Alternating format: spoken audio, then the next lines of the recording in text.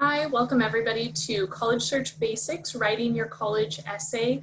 Today we are going to share some hints and tips on writing your college essay and going through the process. My name is Nicole Fratto. I'm the Senior Assistant Director here at Trinity University, and I am joined by my colleague, Brad, here.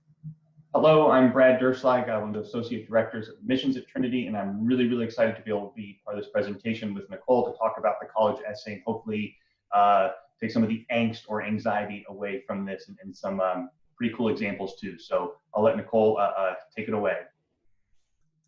Thank you. So to start off, the question usually is, right, why do we require an essay, right? Why, as we college admissions officers, why are we asking for you to write and share your story?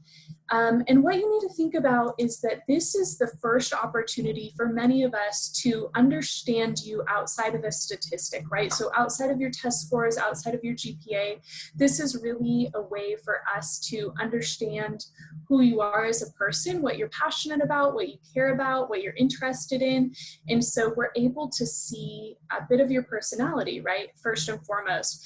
Additionally, we're looking to make sure that you have a strong foundation and ability to write before you enter college. There's a lot of writing at the college level, and we want to make sure that you are not necessarily a college level writer just yet, but that you have the foundational knowledge to really be successful once you get to our institutions. And one of the neat things about this essay, which we'll talk about a little bit later too, is that this is one of those essays you typically never written before, right? About yourself that's untimed, so it's not for a final exam or anything like that. So again, as Nicole was saying, gets us to know more about you in this setting that you have thought a lot about yourself. So we'll talk more about that. Exactly, and you might sort of be wondering, right, how do you get to that place, right, of this piece of writing that you've never written, and maybe you're feeling like there's not the direction that you would normally have for writing an essay at the high school level. And so we want to talk through some ways for you to really start brainstorming and thinking about what you might want to write about. And so we always encourage students to start actually outside of the prompts. So start to really dig deep inside of you, right? You're looking to explore, dip down beneath the surface level, and think about those chapters of your life, right? Those people or those events who have really influenced you, any parts of your personality that you feel like are really distinguishing or define you, things that you believe in, your values, really significant moments when you think back on your past, 17, 18 years of life. These are really great places to start and really allow you to build an essay that's authentic instead of trying to fit it into an essay prompt, right? It's really helpful to start to brainstorm and come up with this list and answer some of these questions and then figure out how that might fit into an essay prompt.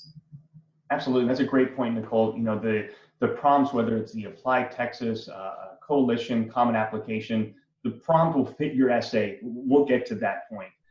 One of my favorite hints or suggestions is to create 2 Google Docs for your essay. And I've become a big fan of Google Docs, so you have access to it pretty much wherever you are.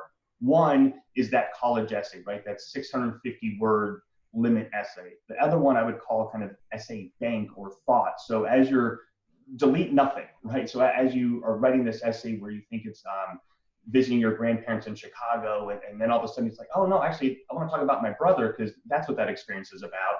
Don't delete the grandparent story because maybe parts of that or something comes back to it. So I'm always afraid of throwing out that piece of paper. So living in the paper-free Google Doc world, right, helps save that.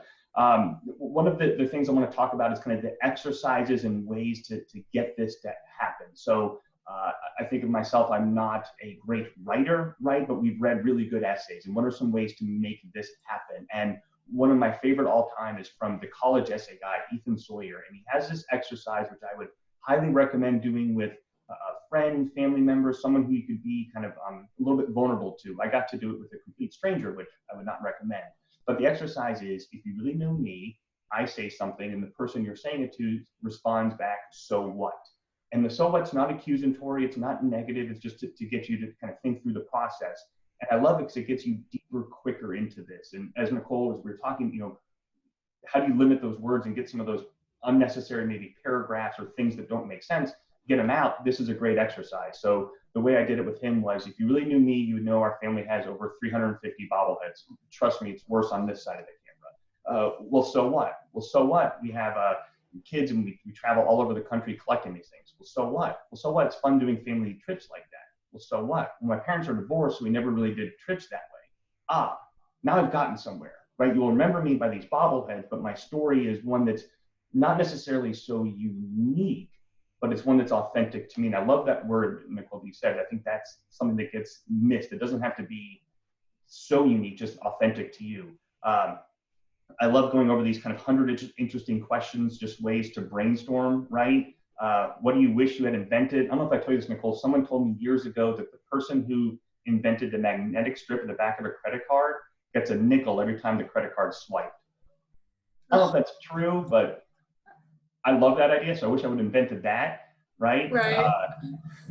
Yeah, I love the, what are you bad at? But I love to do anyways. I always think of playing tennis, which I'm not sure that I would say I'm really bad at, but I am not good, and I love to go play. My parents still beat me. I always get beat when I go out. I'm never winning, but I love this idea of being on the court and being able to play, and I think it's so much fun, but I'm really not very good at it. I never knew that. That's awesome. And that's a great, right, to see that kind of family connection, and where the essay may not be about tennis, we get to see some connection through there, right? The next slide, I want to talk to you just kind of quickly about some of the do's and don'ts, and it's not, I don't want to dwell too much on this, but just as you're thinking about it, one of my favorite ones is talk your language, right? And what I mean by that is, if you are a computer programmer or dancer or musician, it's okay to use some of that technical language, right? I don't even Java, C++, whatever language for coding, that's okay to have it. I wouldn't do the whole essay that way, right? But it's okay to show us you're an expert in there. Especially now, use your voice, your style, try to be creative, but absolutely be honest. And the essay example we'll go over, we'll see those specific examples. The don't, be very careful of who's proofreading your paper, right? It's fine to have an editor, but not a second author, a co-author, right? I think my mom may have pushed the co-author envelope a little bit. It's not too many points either, right? One or two, and just kind of move on, but use those examples. And that the other thing would be, do not be school specific, right, Nicole? I feel like every year we read an essay about how bad a student ends with how bad they want to go to blank university, and that essay goes to every school you submit your application to. So the supplement or additional information is a time to be school specific, but not in the general college essay. Right. And I think too, this last prompt in terms of what not to do is something that we get asked, and sort of is one of the underlying points here, is that we're not telling you what you should write. And so you shouldn't be thinking, well, I think an admissions officer might rather hear about this, or would really want to hear this story, right? It's not about that at all. It's really about understanding who you are, right, and your truths, and hearing that authentic voice, and not necessarily that we want to hear about a specific topic. And so I think that's always a great thing to steer away from. That's a really good point, Nicole. I remember a couple of years ago, a student it was after a high school visit, that she was asking about what she should write her essay about, and we were talking, and she pulled out her calendar, Nicole, and it was the most color-coded thing I've ever seen in my entire life. Tests were one color, class was another. Color coding her calendar was purple, right? Like, it was that detailed. And I paused and I said, why aren't you writing your essay about that? Like, and she said, to your point, like, I don't know if you'd want to read that. That's boring. No, it's unique. There's a story here of why you would do this. And I just can still see that rainbow of calendar that looked pretty to me, but made so much sense to her, right? Right. Let's talk about the kind of essay example coming up. I love how you talk about this, the art of storytelling, and some ways to do it. And after these, we'll talk a little bit about show an example, but I love this idea. Yeah, and I think this is important, as you're looking at examples, which we're going to do in a moment, or if you're going through your own writing for those students out there, is to think through pieces of these, right? And storytelling might be in your nature, right? Culturally or familially, you're telling stories at home or to your friends, right? Or it might not, and this can be challenging. And so here are just a few things that we recommend in terms of really pulling the reader in, right? And the big one is that introduction, and we're going to see that in a moment, is an introduction of an essay, but that is the first thing that Brad and I are reading and that other college admissions counselors are reading, and so we're wanting to really be captured at the beginning and want to read more, right? You also want to make sure that you're wrapping it up, right? Sort of to Brad's earlier point in the so what game, right? You want to get to a point and make sure that you are having a conclusion, or that we're understanding sort of the direction of your writing, or why it is that you're telling the story. Show don't tell, I think, is something you really have to visualize, which you'll see in a moment, but really painting the picture for us of what you're explaining, so that we can really get an idea both of your writing style, but also of this scene of what you're explaining to us.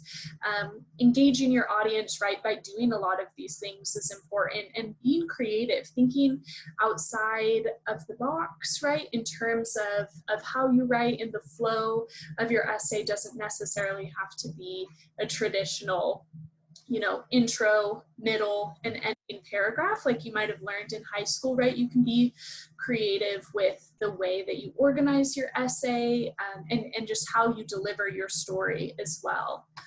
I love that point, Nicole, of being creative. Now's the time to do it, right?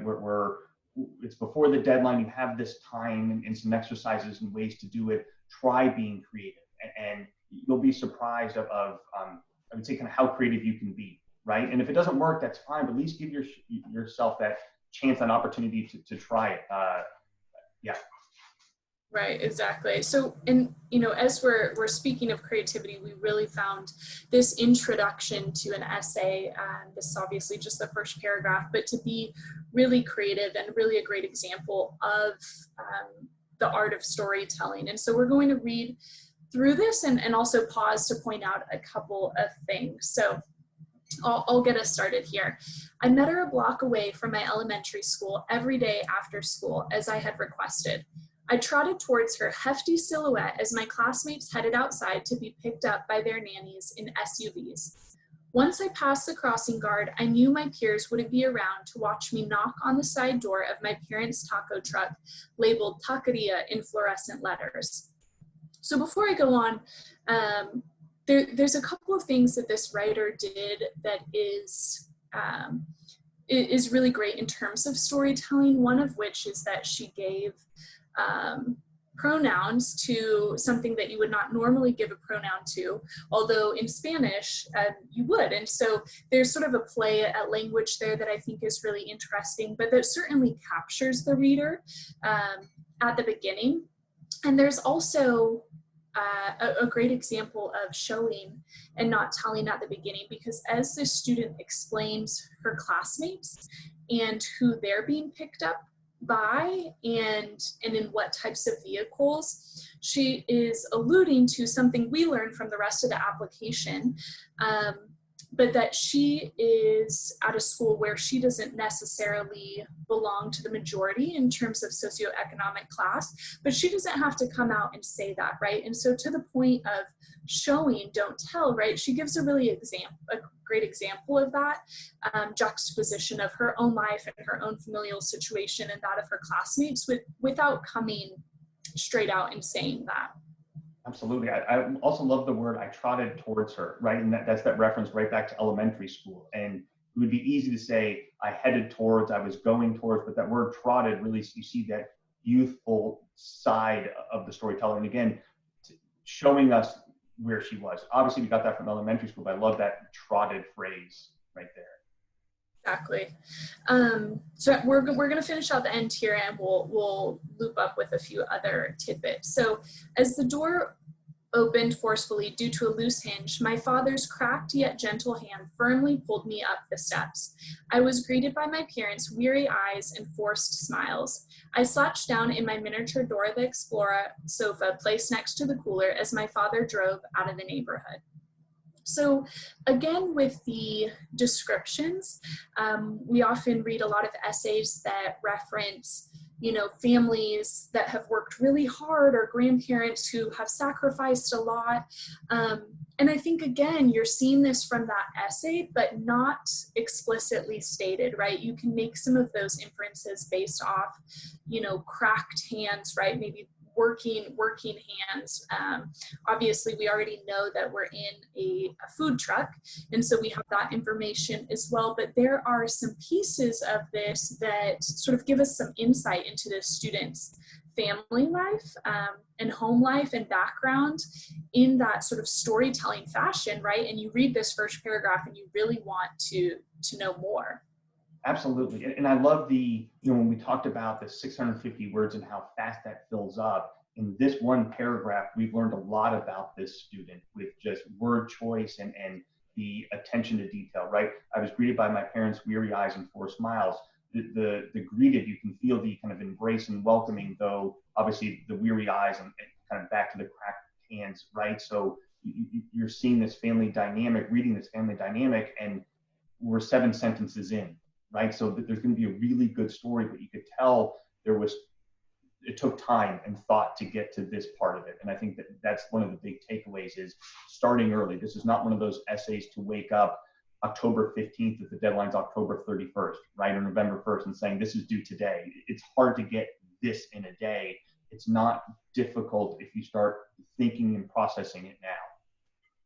Exactly. And this is just one example of many great essays that we've read, right? And this isn't to show, a specific story that you should be telling, right? But just to highlight some of those important pieces of being personal and vulnerable and like Brad mentioned, sort of digging down further into your story in order to share more with us and open up with us so that we can learn more about you outside of your academic career as well.